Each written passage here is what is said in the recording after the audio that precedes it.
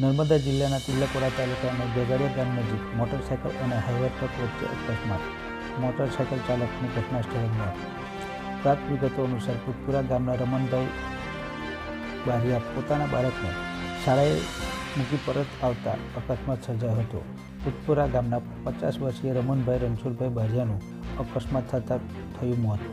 અકસ્માતમાં યુવકનું મોત થતાં પરિવારજનોમાં શોકનો માહોલ. અકસ્માત થતાં હાઈવા ચાલક ઘટના સ્થળ પર મૂકી ફરાર. યુવકનો મૃતદેહ તિલકવાડા સરકારી હોસ્પિટલમાં ખસેડવામાં આવ્યો. ઘટનાને પગલે તિલકવાડા પોલીસ ઇન્સ્પેક્ટર જે.એમ.